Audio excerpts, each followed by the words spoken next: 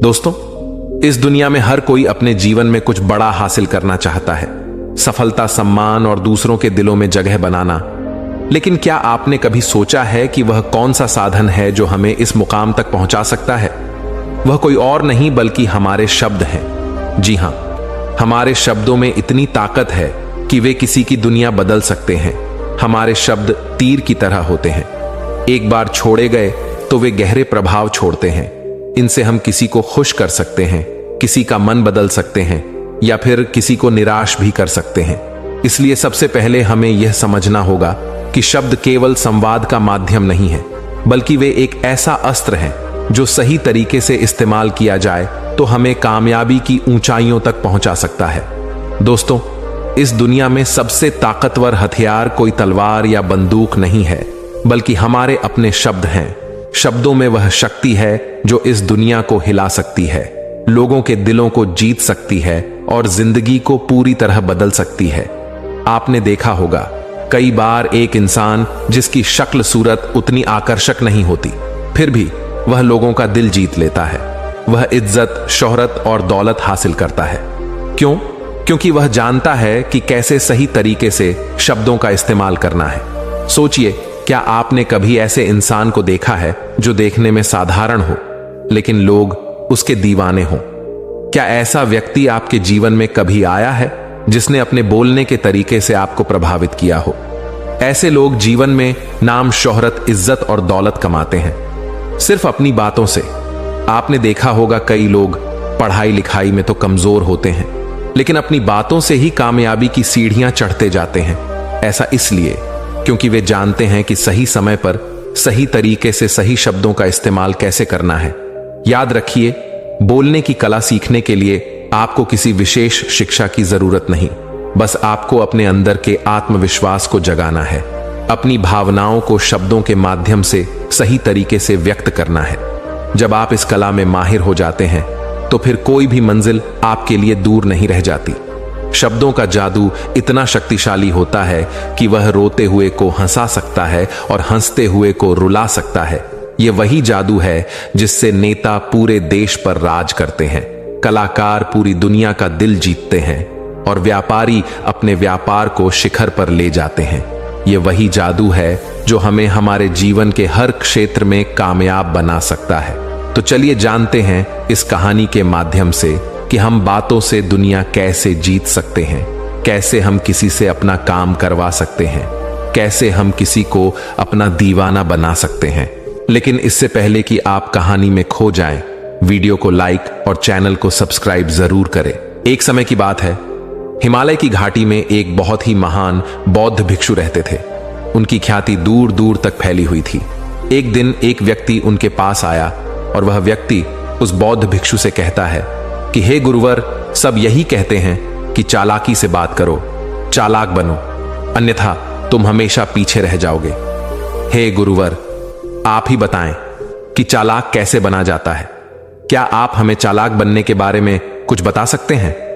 बौद्ध भिक्षु ने उस व्यक्ति की सारी बातें बड़े ही ध्यान से सुनी और उसके बाद मुस्कुराते हुए वह उस व्यक्ति से कहते हैं, तुम मेरी बात बड़े ध्यान से सुनना। जो मैं तुम्हें बताने वाला हूं वह बहुत ही महत्वपूर्ण है, इसीलिए इसके एक एक शब्दों को बहुत ही ध्यान से सुनना और इसे समझने का भी प्रयास करना।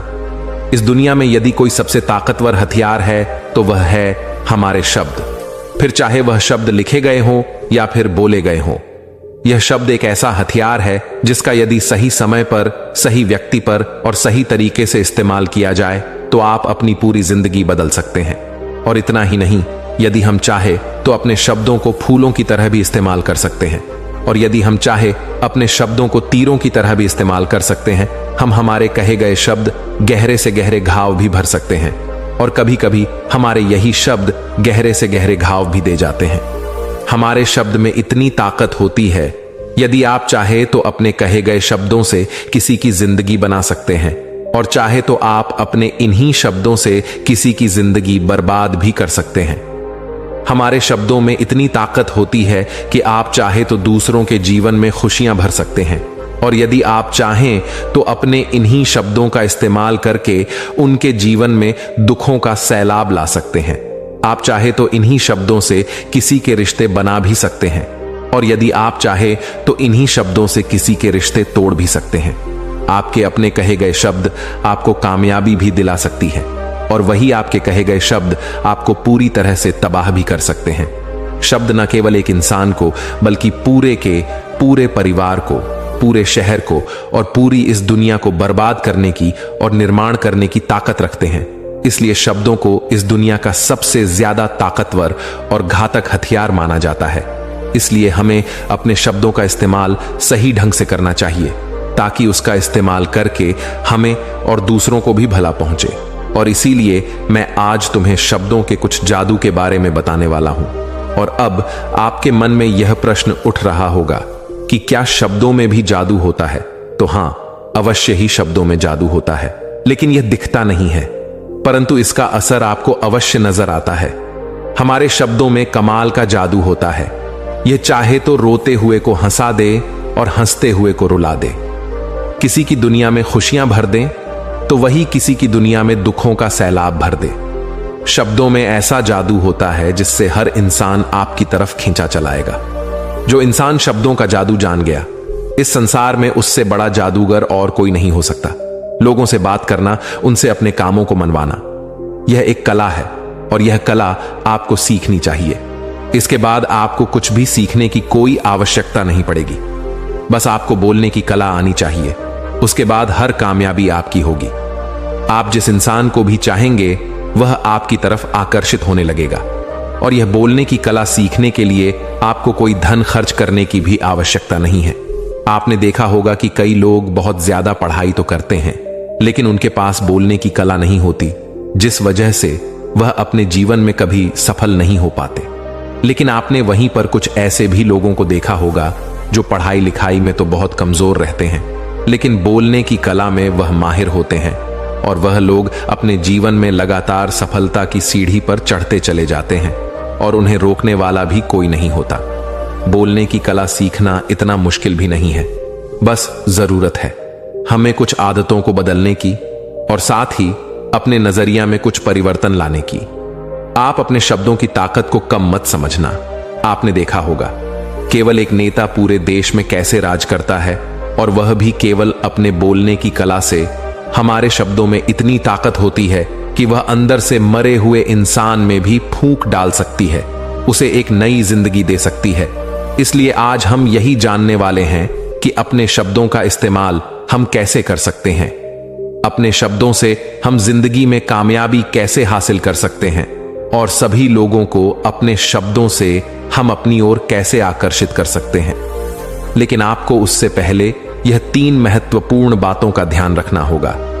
जब भी आप शब्दों के तीर चलाने के बारे में सोचें तो सबसे पहले आपको यह सोचना जरूरी है, यह तीर मैं किस पर छोड़ रहा हूं और यह तीर मैं क्यों छोड़ रहा हूं और इस तीर का परिणाम क्या होगा। आप तो जानते हैं कि ऊपर वाले ने हमें 2 कान और एक मुंह दिया है ताकि हम सुने ज्यादा और बोले कम। और जो लोग कम बोलते हैं उनकी सोचने और समझने की क्षमता भी अधिक बोलने वालों से कहीं ज्यादा होती है और वह किसी भी काम में अपना 100% देने में पूरी तरह से समर्थ होते हैं। इसीलिए यदि आप भी जीवन में चालाक बनना चाहते हैं, अपने शब्दों का सही तरीके से इस्तेमाल करना चाहते हैं, तो आपको इन 8 बातों को ध्यान देना होगा। आपको इन 8 बातों को गांठ बांधनी होगी और इन बातों को अपने जीवन में उतारना होगा। और हां, एक बात अवश्य ध्यान रखिएगा, चालाकी से बात करने का अर्थ यह भी नहीं होता कि आप स्वार्थी बन जाएं और किसी का गलत फायदा उठाएं। हमें चालाकी से बात करना इसलिए सीखना चाहिए ताकि हम इससे अपना और दूसरों का फायदा कर सके, ना कि हमें किसी का गलत फायदा उठाना चाहिए और ना ही हमें किसी को फंसाना चाहिए। बल्कि हम जितना भी लोगों से अच्छी तरीके से बात करेंगे उतना ही लोग हमें पसंद करेंगे, हमारी इज्जत करेंगे और हमारी बातों को भी वह बड़े ही ध्यान से सुनेंगे। वह हमारी कद्र करेंगे और लोगों की नजरों में इस समाज में हमारा मान सम्मान और गौरव बढ़ेगा। इसलिए यदि आप इस समाज में रहना चाहते हैं तो इस समाज के अनुसार आपको सोच समझकर चालाकी से बात करना सीखना होगा। आगे वो बौद्ध भिक्षु उस व्यक्ति को पहली बात बताते हुए कहते हैं कि अपनी बातों को कम से कम शब्दों में व्यक्त करना सीखो, क्योंकि बुद्धिमानी का मतलब होता है कि चीजों को आसान बनाया जाए। यदि आप अपनी बातों को दूसरे व्यक्ति को कम से कम शब्दों में नहीं समझा सकते हैं तो वह आपकी बात नहीं सुनना चाहेगा। उसे आपकी बातें बोर लगने लगेंगी और वह आपसे दूर भागने लगेगा। आपने देखा ही होगा कि आपके आसपास कोई ना कोई व्यक्ति तो जरूर होगा जो अपनी बातों को बहुत घुमा फिरा कर, बहुत बढ़ा चढ़ा कर बोलता है, और ऐसे व्यक्ति पर आप कैसा महसूस करते हैं, ठीक वैसा ही वह सामने वाला व्यक्ति आपके लिए महसूस करेगा। क्योंकि आजकल अक्सर लोग बातों को इधर उधर घुमाकर ही कहते हैं। उन्हें सीधी बात करना अच्छा ही नहीं लगता, लेकिन वह यह भूल जाते हैं कि वह अपनी बातों को और भी ज्यादा मुश्किल कर रहे हैं, जिससे उनकी बातों में कोई भी दिलचस्पी नहीं लेता। इसीलिए आपको इस बात का ध्यान जरूर रखना चाहिए कि अपनी बातों को कम से कम शब्दों में लोगों तक पहुंचाएं, और यही बुद्धिमानी है। क्योंकि आजकल के दौर में हर किसी के पास इतना समय नहीं है कि वह आपकी लंबी चौड़ी बातें सुन सके। सभी के पास अपने अपने काम हैं, सभी अपने अपने कामों में व्यस्त हैं, अपने जीवन में व्यस्त है, और आप खुद ही अपना समय क्यों बर्बाद कर रहे हो? जब आप किसी भी बात को केवल 1 मिनट में कह सकते हो तो आप उसके लिए आधा घंटा क्यों लगा रहे हो? जितना ज्यादा आप कहेंगे उतने ही सस्ते आप महसूस होंगे, और जितना ही कम शब्दों में आप अपनी बातों को लोगों तक पहुंचाएंगे तो लोग उतना ही ध्यानपूर्वक आपको सुनना और समझना पसंद करेंगे। आगे वह बौद्ध भिक्षु उस व्यक्ति को दूसरी बात बताते हुए कहते हैं कि दूसरों का दिल जीतना सीखो। आप जब भी लोगों के साथ होते हो तो उन्हें अपने साथ अच्छा महसूस करवाओ। अगर आपको किसी से अपना काम निकलवाना है तो उसकी थोड़ी सी बड़ाई करो, क्योंकि आजकल हर कोई अपनी बड़ाई सुनना चाहता है। इससे आपका कुछ नहीं बिगड़ेगा, क्योंकि वह अपनी बड़ाई खुद सुनना चाहता है। लेकिन हां, बड़ाई करते समय इस बात का भी ध्यान रखना चाहिए कि सामने वाले को ऐसा ना लगे कि आप सचमुच में ही उसकी बड़ाई कर रहे हैं, उसका मजाक बना रहे हैं। जैसे मान लो कोई व्यक्ति काला है और आप उसे कह दो कि तुम बहुत सुंदर दिख रहे हो, तो वह आपकी बात समझ जाएगा, और हो सकता है कि वह आपसे गुस्सा भी हो जाए। बल्कि आप उससे कुछ इस तरीके से बात करें कि अरे दोस्त, आज तो तुम बहुत अच्छे लग रहे हो। पहले कही गई बात उसे बिल्कुल पसंद नहीं आएगी, लेकिन जब आप उसे कहेंगे कि आप आज बहुत अच्छे लग रहे हो तो वह तुम्हारी बात अवश्य सुनेगा, और उसे यह सुनकर बहुत अच्छा भी लगेगा। इसीलिए पहले उन्हें वह दीजिए जो उन्हें चाहिए, और फिर वह अपने आप ही आपको जो चाहिए वह देने को तैयार हो जाएंगे। फिर बौद्ध भिक्षु तीसरी बात बताते हुए कहते हैं कि जो भी बोलो विश्वास के साथ बोलो। अपनी बात रखने में कभी शर्माओ मत। अपनी बात को पूरे आत्मविश्वास के साथ रखो। आपने देखा होगा कि हम में से कई लोग अपनी बात रखने में शर्माते हैं। फिर भले ही वह उस विषय के बारे में अधिक जानकारी रखता हो, लेकिन वह लोगों से उस विषय के बारे में बात करने में शर्माता है, जिस वजह से लोग उसकी बातों पर विश्वास नहीं करते। उन्हें लगता है कि इसे इसके बारे में बिल्कुल नहीं पता, और वह लोग आपकी बातों में दिलचस्पी नहीं दिखाते, और वह लोग आपको आपकी बातों को झूठ भी समझने लगते हैं। इसलिए आप किससे क्या कह रहे हैं और क्यों कह रहे हैं, यह बात समझना भी बहुत जरूरी है। और यदि आप किसी के बारे में जानते हैं और पूरे आत्मविश्वास के साथ उस बात को रखते हैं, तो सामने वाले व्यक्ति पर आपकी बातों का प्रभाव जरूर पड़ेगा, क्योंकि आत्मविश्वास में ही वह शक्ति है जिससे लोग आपकी बातों पर विश्वास करते हैं, आपकी बातों से ही प्रभावित होते हैं। किंतु यदि आप अपनी बात रखने में शर्माते हैं तो आप कभी भी अपना प्रभाव दूसरे व्यक्ति पर नहीं छोड़ सकते। इसीलिए जब भी आप किसी से बात कर तो अपनी बातों को आत्मविश्वास के साथ रखें। आगे वह बौद्ध भिक्षु व्यक्ति को चौथी बात बताते हुए कहते हैं कि अपने शब्दों और अपने वाक्यों में भावनाओं को ढालने की कोशिश करें, क्योंकि जब तक आपके शब्दों में, आपके वाक्यों में भावनाएं नहीं होंगी तो वह लोगों के दिल तक कैसे पहुंच पाएंगी। और जब आपके शब्दों में, आपके वाक्यों में भावनाएं जुड़ी होती हैं तो वह आसानी से लोगों के दिल तक पहुंच जाती है। इसीलिए आपको अपनी आवाज को उसी माहौल के हिसाब से रखनी चाहिए। यदि आपको लगता है कि किसी वाक्य पर, किसी ऐसी स्थिति पर आपको दुखी होना चाहिए, तो आपकी आवाज में वह नमी होनी चाहिए। और यदि आपको लगता है कि सामने वाला व्यक्ति खुश है और वह खुशी खुशी आपकी बात सुन सकता है, तो आप उससे खुशी खुशी भी बात कर सकते हैं। और दूसरी तरफ यदि आपको लगता है कि कोई व्यक्ति दुखी है और उसके मन को शांत होना चाहिए, तो आपको भी उसके मन को शांत करने वाली वाणी, मतलब अपने शब्दों, अपने वाक्यों का इस्तेमाल करना चाहिए। अपनी आवाज में नमी रखनी चाहिए, जिससे आपके मन की बात, आपकी भावनाएं उसके दिल तक पहुंच सके और वह आपकी बात सुनने में दिलचस्पी दिखाए। क्योंकि जब आप किसी का दर्द बांटते हैं तो सामने वाले व्यक्ति को बहुत अच्छा लगता है, और ऐसे समय पर आपकी भावनाएं, आपके शब्द और आपके वाक्य ही अधिक महत्व रखते हैं। शब्द वाक्य सब एक ही होते हैं, बस इन्हें बोलने का तरीका अलग अलग होता है। कि जैसे आप अपने पार्टनर से प्रेम से कहते हैं कि मैं तुम्हें कभी नहीं छोड़ूंगा, और वहीं पर अगर आप गुस्से से यही बात कहते हैं, मैं तुम्हें नहीं छोड़ूंगा, तो इन दोनों बातों का मतलब तो एक ही है, लेकिन कहने का तरीका बदल गया है। शब्द तो हर किसी के पास होते हैं, लेकिन सही तरीके से शब्दों का इस्तेमाल करना यही बुद्धिमानी होती है। जो अपने शब्दों में, अपने वाक्यों में भावनाओं को जोड़ पाता है, वही लोगों के दिल में राज कर पाता है।